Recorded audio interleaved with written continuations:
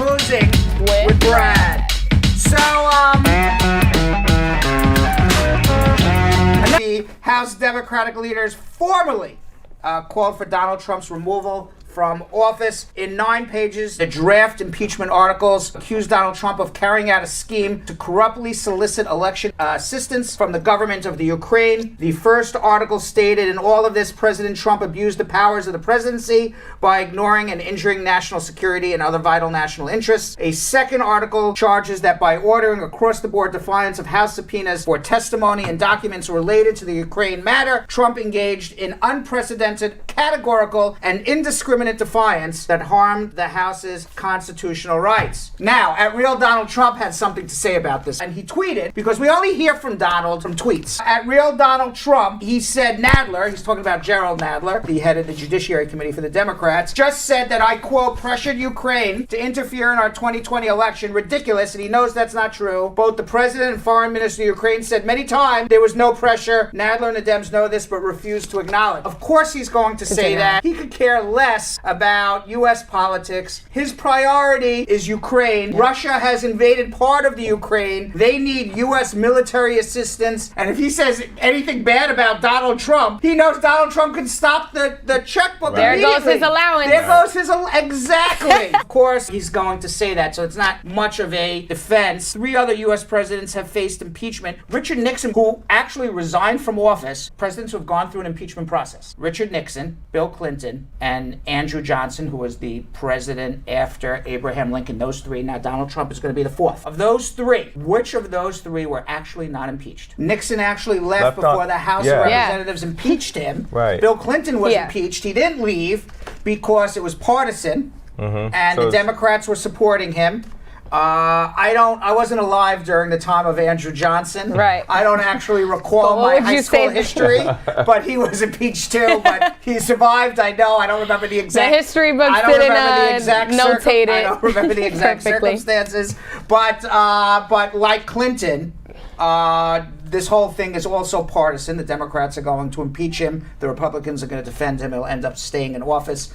The reason why Nixon had to resign was because he lost both the Democrats and his own party, the Republicans. And that is the difference. If Donald Trump loses support of the Republicans, then that's a different story. But right now, they are defending him hook, line, and sinker. Right. Meanwhile, we also talked about, the other day, that Donald Trump had the Justice Department investigate the beginnings of the Russia investigation. It turned out that there was a drunk George Papadopoulos who spilled the beans to an Australian James Bond type dude, who in turn told the Australian government, who in turn told the FBI that the Trump campaign knows the Russians took Hillary Clinton's emails and they're going to dump them. And right before WikiLeaks dumped them, Donald Trump says, I don't know if anybody stole Hillary Clinton's emails. I have no idea. I don't even know why I'm talking about Hillary Clinton's emails. I just think I'll bring it up. But if anybody happens to know where Hillary Clinton's emails are, it'd be nice if you dump them in WikiLeaks. And then several hours later, they got dumped. And of course, he says, I know nothing about it. Right. Okay? And this is a whole hoax and a witch hunt. Well, it turns out that the Inspector General, Michael Horowitz, he came out and he said it was not a witch hunt. It was not a political hack job. There was credible evidence to suggest that the FBI should have investigated and looked into this. However, the FBI did a very, very sloppy job in doing their police work and doing their subpoenas, which many of them may have violated the rights of certain people in the Trump campaign. It's possible.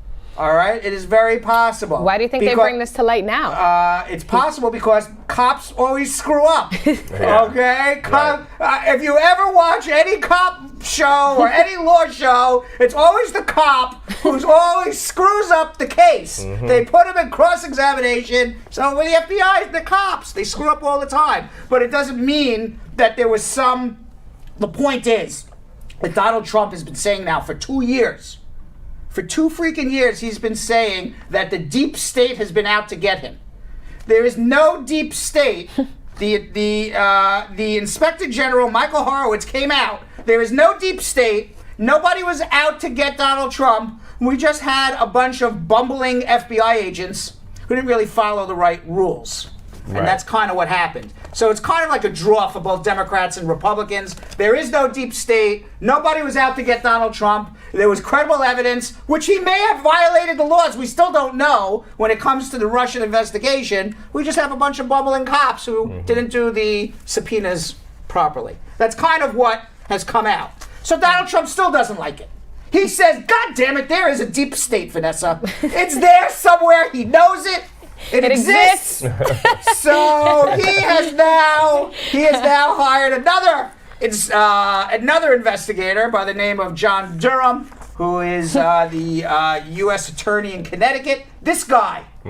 He looks like he is the former headmaster of the school where Harry Potter went. The former one, not the existing one when Harry Potter was a student. This was the headmaster before Harry Potter showed up. This was the guy, John Durham. He was the headmaster. What was the name of that stupid school? Hogwarts. He was the headmaster before Harry Potter showed up. That's what he looks like. Right. He's the one that trained all the older wizards. That's right. So he's Donald Trump. He hired this guy now. He is the U.S. Attorney in Connecticut, and he is now going to investigate Michael Horowitz, who's investigating the FBI, who is investigating Donald Trump. So it's an investigation of an investigation of an investigation of an investigation.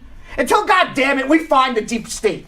He's We're looking. gonna keep looking until it finds. It's there, Brad. Yes. Speaking in a tone as if it's not. You think there's a deep state? I gotta follow the president. It's so ridiculous.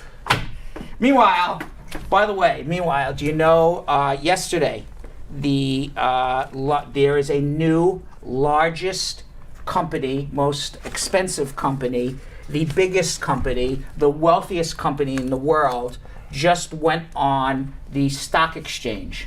Do you know what this company is? Vanessa Contreras, you wish you had stock in this company. You would not be sitting here right now. Jonathan Yo-Yo Elias also wishes he had stock in this company. Bit of everyday use? Also, by the way, I have to say something. Brad Bernstein also wishes he had stock in this company. He would not. No, I would be sitting here no matter what. I was gonna say, hey, I'd probably still be sitting here. I'd be humble about it. This is quiz day. I feel like Alex Trebek. All right, I wish him well. By the way, Yes.